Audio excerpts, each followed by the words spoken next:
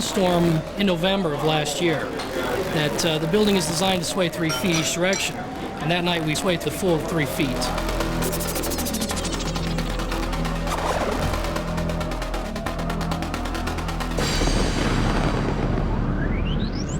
The Trade Center was designed for the impact of the 707 aircraft, designed to strike either tower at any location.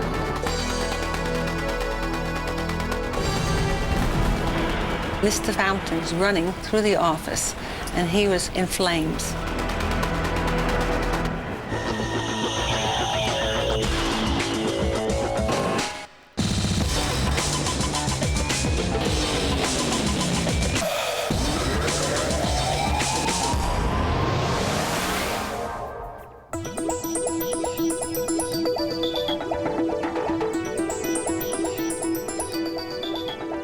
The tallest building in America, the Sears Tower in Chicago.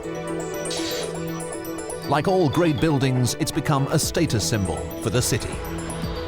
Building, what it means to the people of Chicago, it's a landmark. It serves not only as a landmark, but as a marvel to the construction industry itself.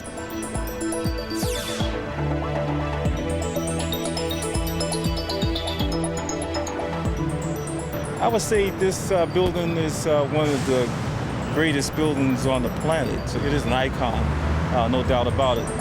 America's tallest building has brought prestige to the built it. Sears Tower's design had to be somewhat unique and innovative at the time because it was the world's tallest and arguably still is the world's tallest building.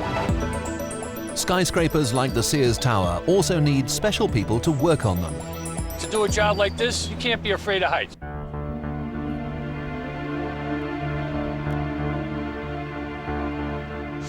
Once in a while, there are times when your stomach gets like a little tight. I'll feel that little 1 second pause where, whoops, I'm going over the side. All right, at Sears Tower here, we have the 109 Club. And that is when you're in the work basket and you drop from 109, which is the west face, all the way down to the mezzanine. I know of maybe 4 or 5 of us that have done it. And it used to be a tradition if you made the drop. On the way up, they gave you a cigar because you are now a member of the 109 Club. And the daredevils who climb America's tallest building achieve a very special kind of status. He was known as the world's best French free climber.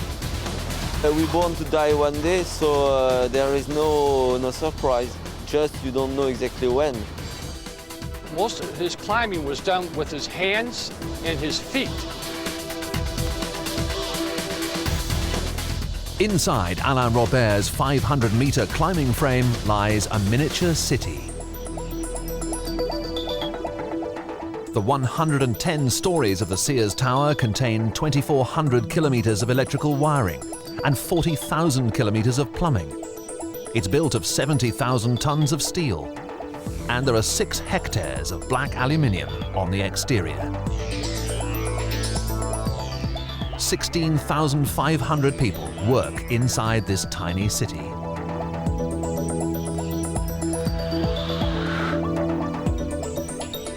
From the pavement to the very top of the TV antenna, the Sears Tower stands at 529 meters. Extremely tall buildings like the Sears Tower are big hazards. Any skyscraper over a certain height must have warning lights for aircraft, located at the very top of the TV antenna. Changing the bulb on the summit is no joke.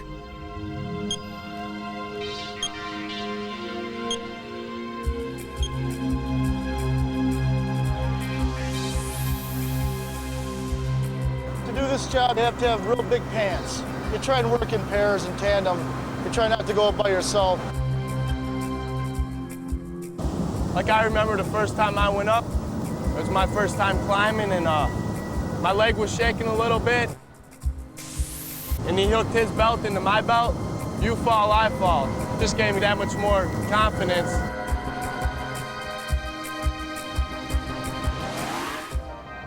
Skyscrapers generate their own weather hazard, unique winds that blow down the sheer face of the building. It can be horrendous. On an extremely windy day, I've seen folks literally hanging off the side of poles and waving in the air like banners. Tall buildings do have a significant effect on the local wind climate in the area. As designers, we have to be very careful so that we don't create a wind condition down on the street that would be detrimental to pedestrians. A person could be actually knocked off their feet.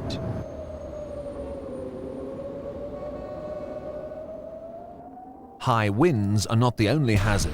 Harsh Chicago winters bring lots of ice. Most of the ice that forms on the building forms way up on the antennas. And that's when the sun comes out, it starts to melt the ice, which will fall all the way down to the street level. I've come this close to getting hit by a chunk of ice about 2 feet long and about a 2, 3, 5 inch thick. So how do these high towers stand up to the forces of nature? How do they stand up to wind?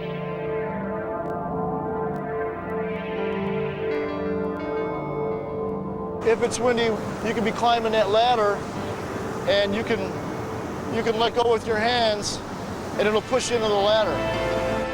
How do they cope with the forces of lightning?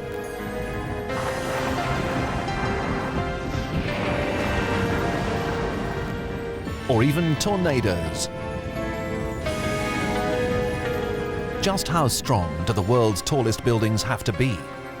When a huge terrorist bomb was planted at the base of the World Trade Center in New York, the result could have been catastrophic.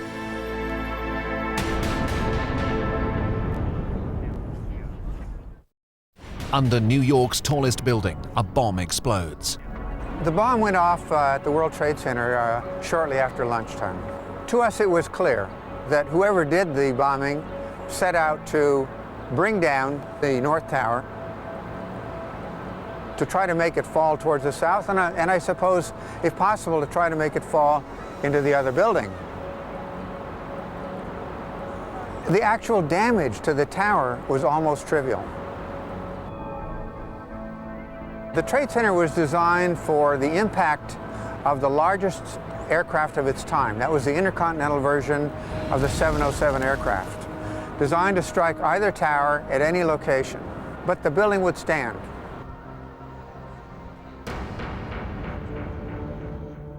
In 1945, a skyscraper was put to exactly that test. The pilot of a B-25 bomber became lost in fog over New York. Close to his flight path were some of the tallest buildings in the world.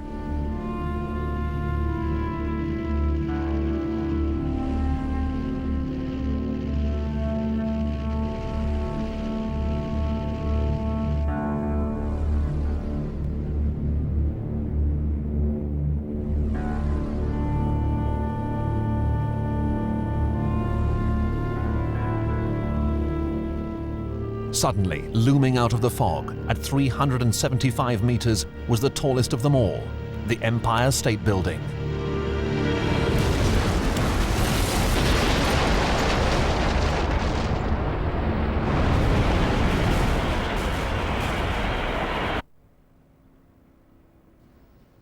The bomber hit between the 78th and 79th floors.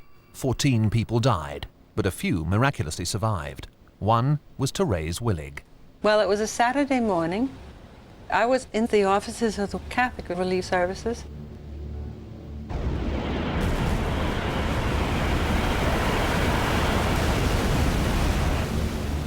Well, there were desks all around and offices on the outside. I had just gotten up from my desk and I had my steno pad in my hand when the building shook.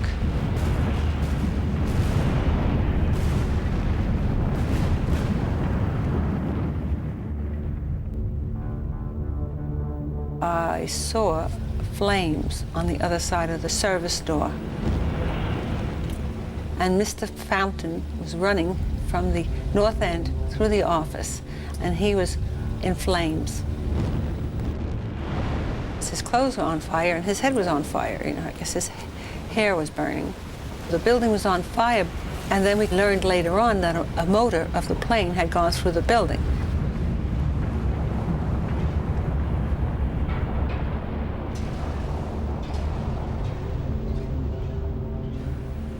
Every once in a while, a gust of wind would blow the flames. The rest of us who were there rushed to the southern office. We didn't think we were going to come out alive, so we all got together and we prayed the act of contrition and tried to keep each other's courage up. And suddenly they were the firemen, and they came to take us out. And they broke the glass on the door, and they carried us out.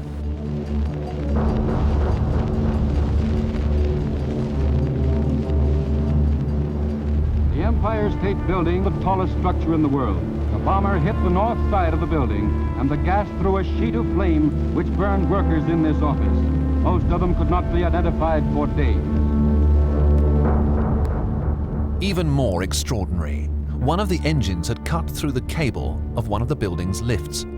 It plummeted from the 79th floor to the basement, but somehow the operator survived the fall. Despite the human tragedy, the world's tallest building had resisted the impact of a World War II bomber.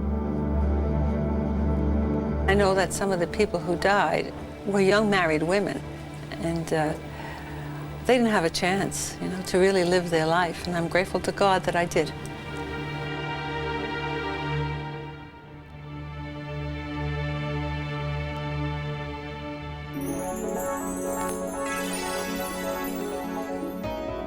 As modern buildings soared ever higher, a way of making them lighter and stronger had to be found. One solution for Chicago's Sears Tower, America's tallest building, was to use 9 tubes bundled together, giving enormous strength. And in the World Trade Center, America's second highest, each tower consists of a single tube whose strength is built into the external structure.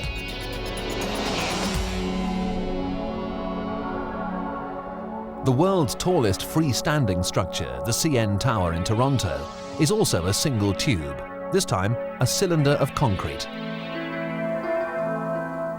The concrete that makes up the tower was poured continuously so that no join formed as it set.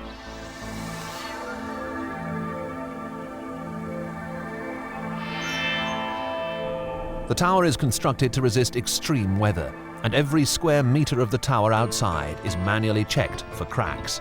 Yeah, just right now this area which I'm tapping, this solid, I don't see any problem with that. Here I see a little bit of crazing.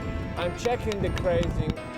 Since it is a massive concrete building exposed to the environment since 25 years ago, that's why we are continuously checking and inspecting the tower for any sign of minor problems.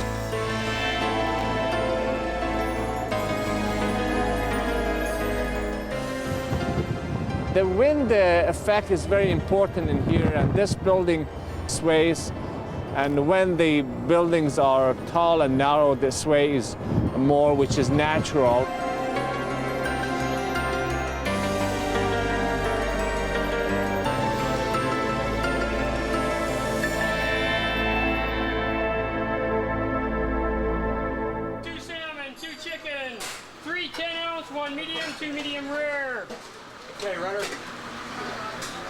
The tower also had to be strong enough to take the stresses from the weight of the revolving restaurant near the top.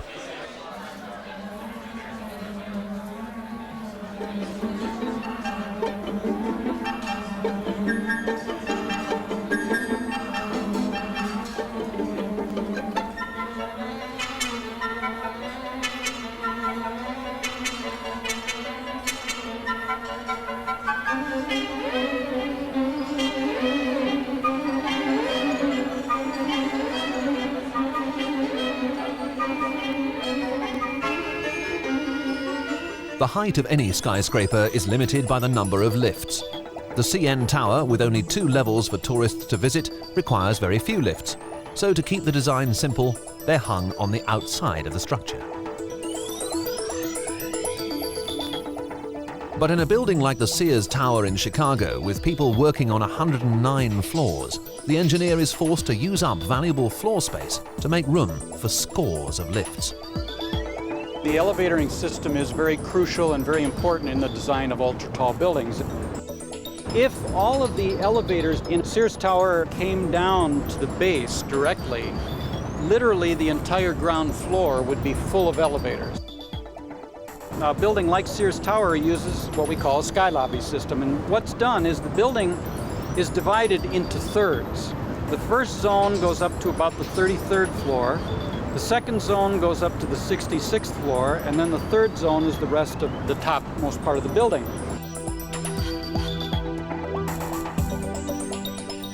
In a huge building like the Sears Tower, this system operates smoothly and efficiently, moving thousands of people every hour.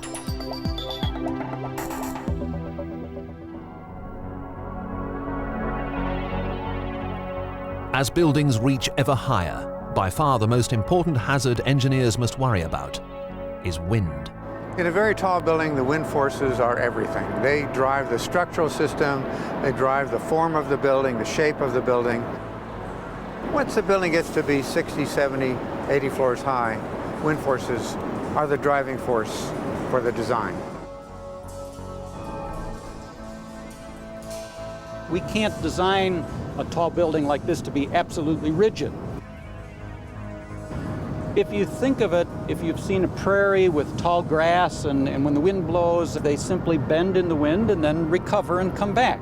And that's in effect how a tall building works. The building tends to vibrate back and forth and move back and forth. We had a windstorm in November of last year that the building is designed to sway 3 feet each direction, and that night we flowed the full 3 feet.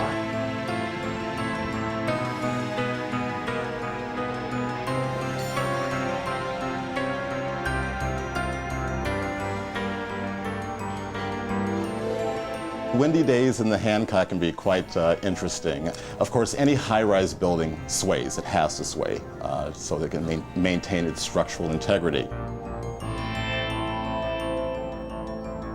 Well, it's comparable to being on a ship sometimes. You'd look down the hallway and you'd see people actually walking back and forth. A couple people hit the walls.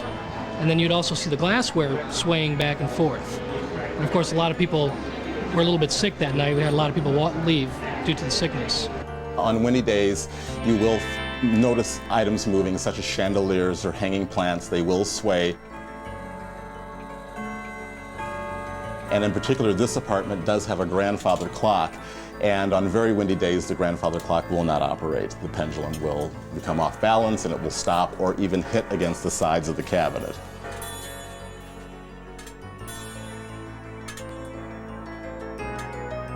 And on a windy day, this place creaks a little bit, and that's kind of scary for some people. When it moves, it makes a great deal of noise. It creaks, and if you look in the toilets or in the bathtub, the water sloshes a little bit. So people who aren't used to it really complain. Officially, the Hancock was designed to sway nearly a meter to each side. This movement absorbs some of the energy of the wind hitting the building. The building's structural strength, however, keeps the wind from blowing it over.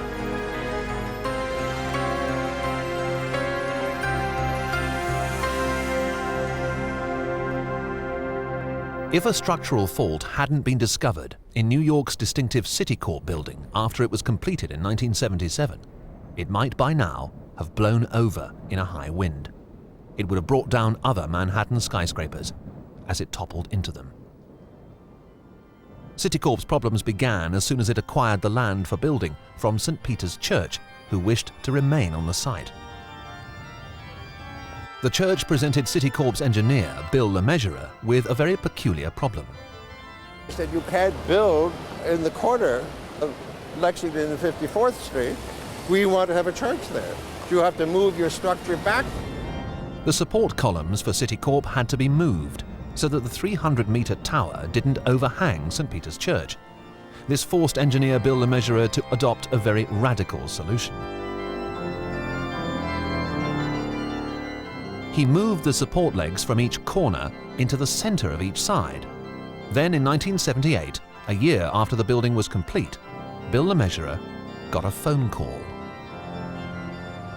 There was a student who was assigned to write a piece about the Citicorp building and explain why the engineer had the columns in the wrong place. The student went on to make an amazing claim. Because the legs had been moved, winds that blow at 45 degrees to the building, known as quartering winds, placed excessive strains on Citicorp. Under New York's building code, LeMessurier had been required to design only for winds that blow at 90 degrees to each face. I decided to do some little calculations of my own about what the forces might be in the unusual diagonal bracing system of the building. And I found out that the forces in the diagonal wind went up by a factor of 40%. Well, that gave me pause. Then he discovered something far worse. The diagonal beams that held the building together had been bolted in place instead of welded by the contractors. The new forces on the beams from the 45-degree quartering winds now shot up by 160%. In a hurricane, the bolts on the beams would break.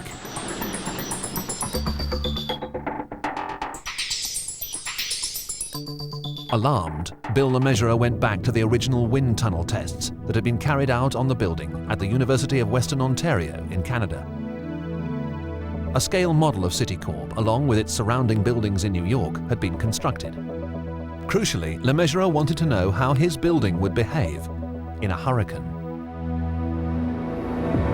Here we are standing in the middle of a wind tunnel with a hurricane coming at me and blowing in my face, and this is probably going to cause me to rock back and forth. In addition to that, there are forces that come from the side due to turbulence, so the total combination is a mixture of rocking and twisting and rocking and rolling in the wind. So I ended up with an enormous body of data, which looked pretty sad to me. And I reviewed all the data and I came to the conclusion the building could fall down in a hurricane. This was in mid-July, and the hurricane season for the East Coast is ahead of us. I said, you know, if I don't tell anybody, I'm the only person in the world that knows about this danger, I could probably live until I'm dead, and nothing would happen. But I'd have an awful life worrying about it. Bill LeMessurier did the right thing. He told Citicorp's owners the danger their building faced. And with that, he faced professional ruin. Citicorp brought in Les Robertson, the engineer responsible for building the World Trade Center, to manage an emergency team. Citicorp wanted to know what would happen if, in fact, the hurricane did arrive. It was in the law offices of Citicorp. And I had a book off the shelf like this, and I said, well, if the connection failed, the building would do that. And the sound of the impact of the book on the table, I think, really brought home to the people of Citicorp that there was a serious problem. Could an emergency plan be devised to save the building? One so secret that there would be no panic as the East Coast hurricane season approached.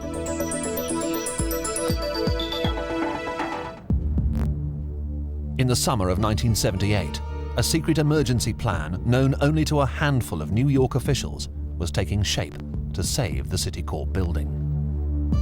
We received ongoing meteorological advice about the probability of a hurricane striking New York City. There was a danger that, should the hurricane arrive, that a serious failure could take place.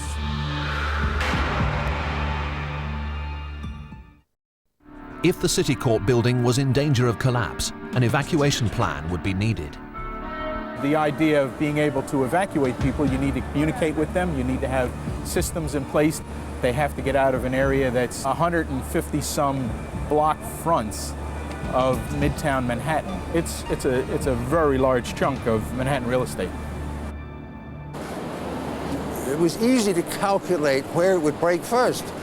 The 30th floor was the one where we started because that's where the forces on the unrepaired building ganged up. And figured out that one of the great good fortunes of this whole scene was that all these joints were accessible.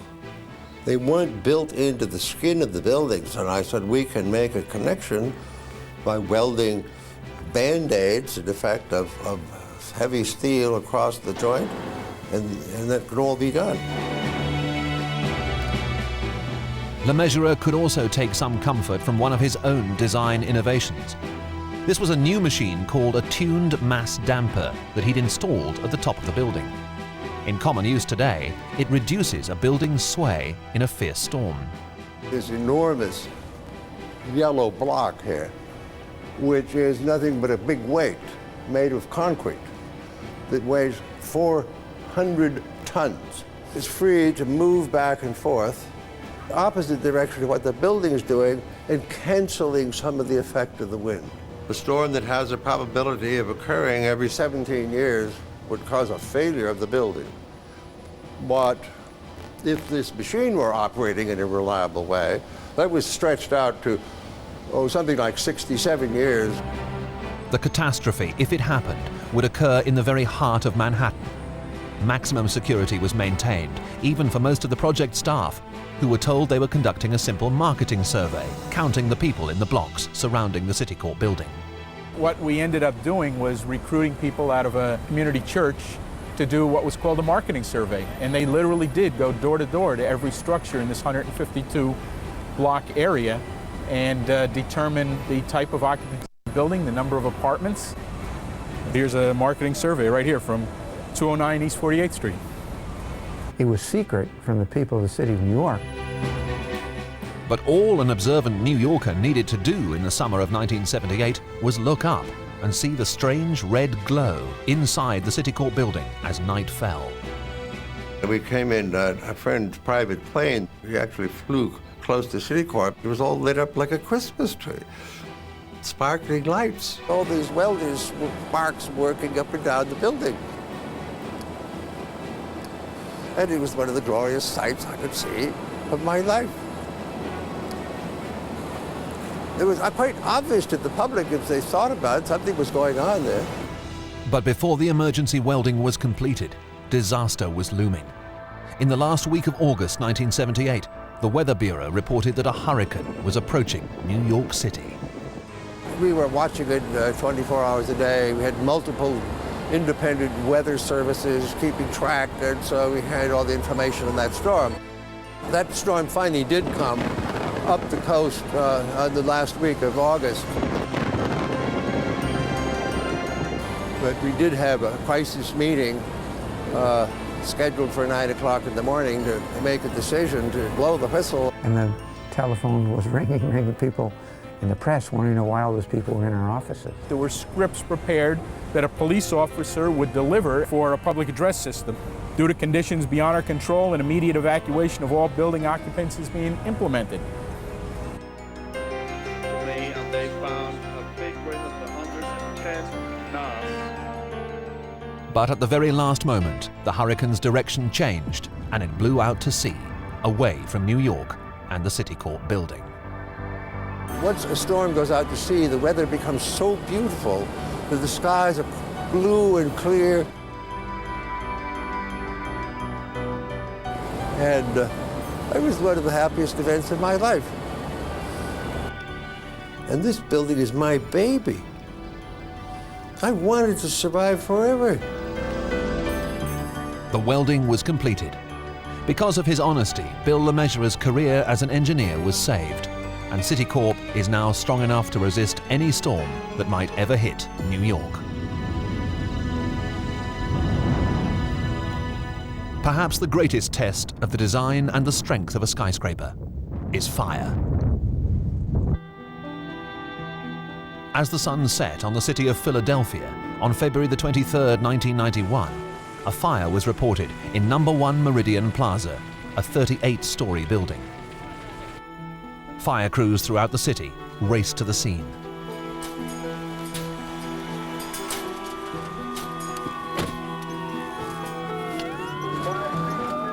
A serious blaze from the 22nd floor of the skyscraper was rapidly spreading upwards. Any high-rise fire is extremely dangerous, and this one was to become the worst in the brigade's history. What's your location? The fire's on 25, 26, 27. At Philadelphia's towering inferno that night, all the problems of firefighting at height ganged up to produce a disaster. Did we lose the elevators in the building to the east? Yeah, we lost them about 6 hours ago. With total electrical failure in the building and all lifts and lights out, heavy equipment such as hoses and oxygen bottles had to be manhandled up more than 20 floors in complete darkness. Firefighters were exhausted before even reaching the fire. We're not doing any better in the middle of the building at all. We're being driven back. Yeah, Chief, we're going to need men, bottles, and water to 23rd floor. Next, there was a serious water problem.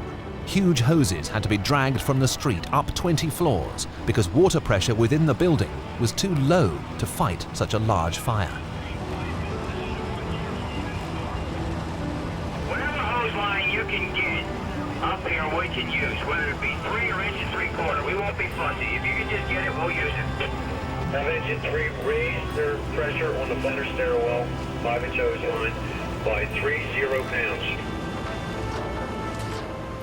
There was another design fault. The nearest sprinkler was on the 30th floor. There were none on floors 22 to 25, exactly where the fire was raging. We have heavy smoke and heat conditions now on the 23rd floor. We're going to have to get up and open them shaftways up. The fire was out of control. Then, in the confusion, 3 firefighters went missing. They'd been given orders to climb up the building to vent smoke and heat from above the fire. Somewhere, they'd become disorientated. Any word, unaccounted for firefighters? A team of 7 firefighters volunteered to follow the path of the missing men. So right now we have 1, 2, 3, 4, 5, 6, 7 officers involved. They too got lost in the building and were running low on oxygen. A tragedy was unfolding. 10 men were now missing in the blazing inferno. A helicopter was brought in and rescued the 7, but the first 3 firefighters were lost to the inferno. The fire that had started in the early evening was still spreading at dawn 11 hours later. At 7 a.m., a decision was taken to withdraw all firefighters from the building. The fire was allowed to burn freely until it met the sprinklers on the 30th floor and was extinguished.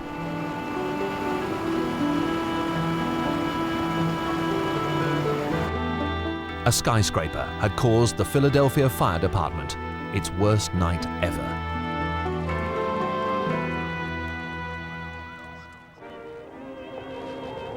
Thrill-seeking wall crawlers, human flies, and daredevils have been around for years, willing to look the Grim Reaper square in the eye and accept the challenge.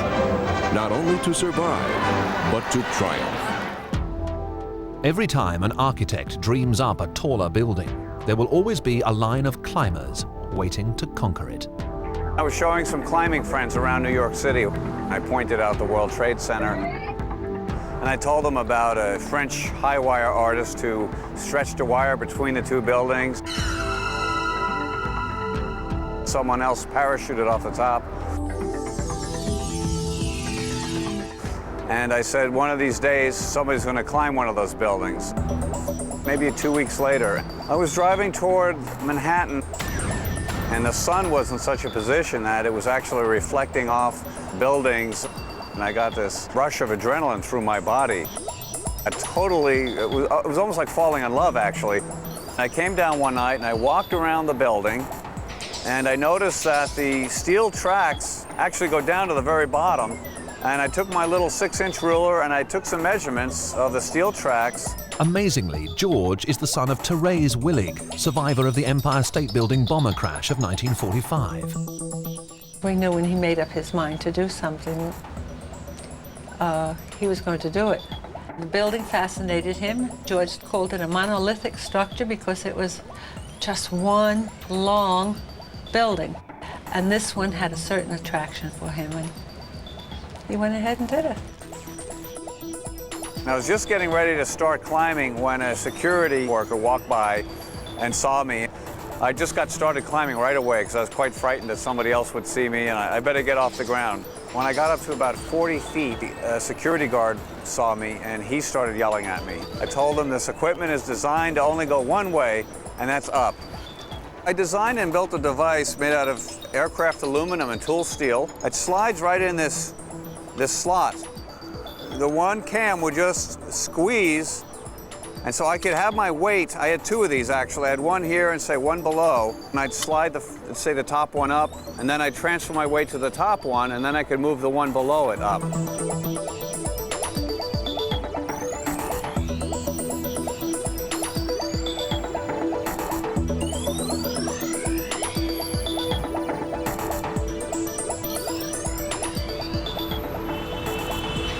As I'm getting higher, I'm noticing a whole different layer of sounds that I'm getting into. The sounds of the street were getting less and less.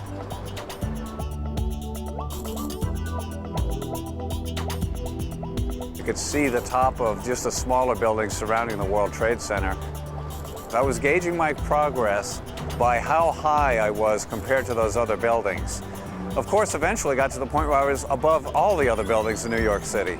And that was really exciting for me. I remember putting my hands and my cheek up against the building as if it was alive. Maybe there was something to feel it, to make it super realistic, I guess. I was at the 59th floor. There was quite a crowd I noticed down below. A lot of fire equipment and police equipment. But I was at the 59th floor and I noticed a scaffolding lower down, and it looked like it was coming down toward me. I got concerned. I thought they could come down and stop me. And I swung over to the left side of the building, and it really scared me. The police came down to me, and they said, DeWitt Allen is the one who said, we got to stop meeting like this. My wife is getting annoyed. And the only thing that I could think of when I got there was, we have to stop meeting like this. My wife's getting suspicious. He found that humorous, and it kind of put us all kind of relaxed. I explained how my equipment worked. I bounced up and down a little bit to show them how it worked, and they said, no need to do that. George always seemed to be in control. Somewhere around the 75th floor, I had this brilliant idea to ask George for an autograph, and that's what I did. This is a copy of the autograph that George gave us. I wrote, best wishes to my co-ascender from the 75th floor. That's because that's the floor I think we're at. There were some policemen at the very top who lowered a rope down with a hook on it, and they wanted me to hook it onto my harness. And I really didn't want to do it. I hooked it onto myself, and they started pulling on it too tight. So what I did was I actually leaned up against the building. I just leaned out with my arms out, and they got really scared. They said, don't do that. I said, well, don't pull on the rope so tight. Let me finish climbing.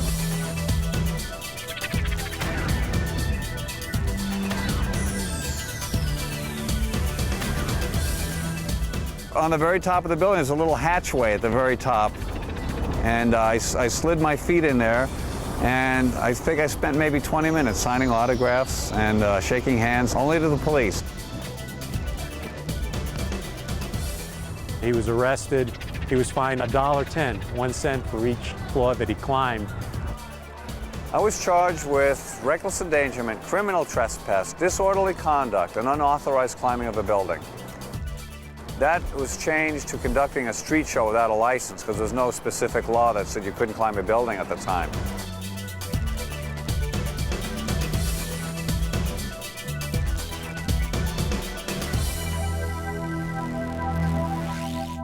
One man has taken the challenge of climbing buildings one giant leap further.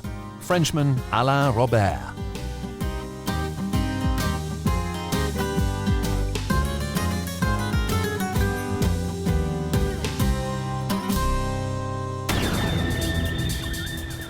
Nicknamed Spider-Man, he's climbed scores of the world's tallest buildings with only his bare hands and his phenomenal strength.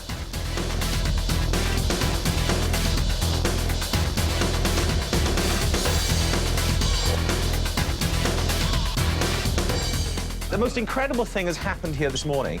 We have a nutter. I don't know what to say, actually. We actually have somebody climbing up. Is he attached? He wants a drink. Well, we can't open the windows here. That's a bit of a disaster.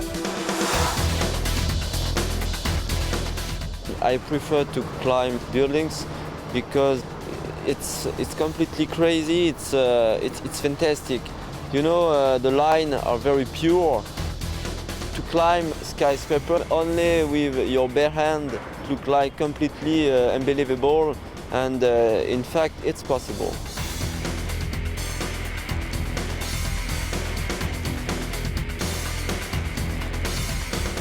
For me, the preparation is to climb, to rock climb, and also to train.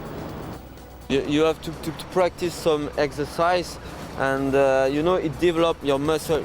If I contract, I have some muscle like this.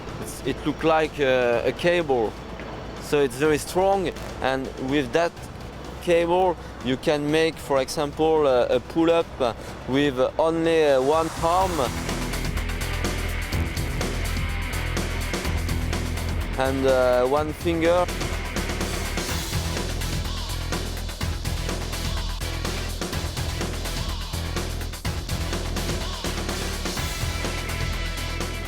My climbing equipment, it's only a pair of shoes. It looks like a shoes for dancing. So you push like this. For my fingers, I use chalk powder. When it's very hot, the grip is better with your fingers. But on the 110-meter arch at La Défense in Paris, Alain Robert came close to disaster. In La Défense, in La Grande Arche, it was very hot. And also because it's a marble, so it's very slippery. It's not solid. You can fall with a piece of marble.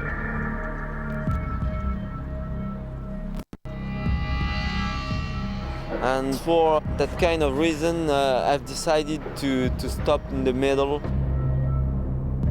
I knew that I had some problems. I used my mobile to tell my brother that it was impossible for me to continue. I had to be rescued by the firemen.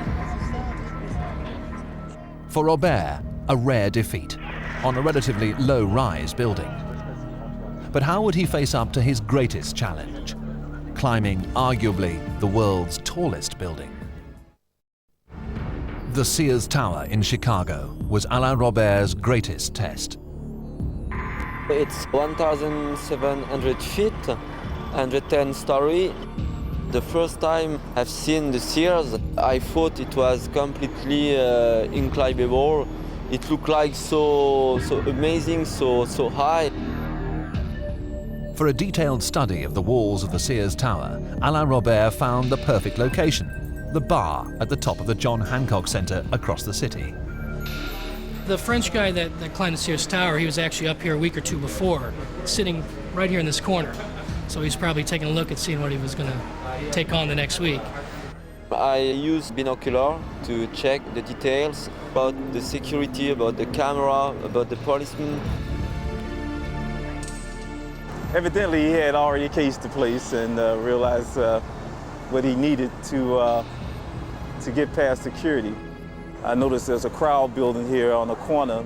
I looked up, I couldn't see what the heck they was looking at, because by then he was up past the 60th floor, so he looks like a little ant, mere ant at the time.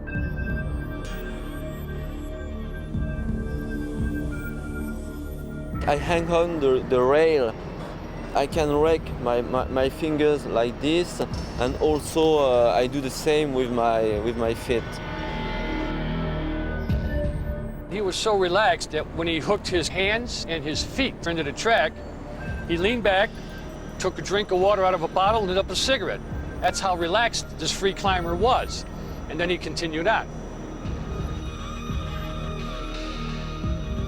I've had some problems close to the top, maybe 20 stories before the top of the structure, because it was cloudy, and also there was a lot of condensation. I wasn't sure that I will be strong enough physically because it was my first experience so high. Most of the time I climb some skyscraper around 800 feet, 900 feet, but not 1,700 feet. So for me it was a new experience.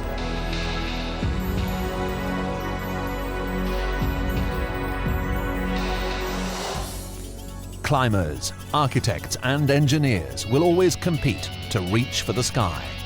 And with the help of today's technology, they will continue to defy nature, aiming higher and higher, competing in the race for the world's tallest building.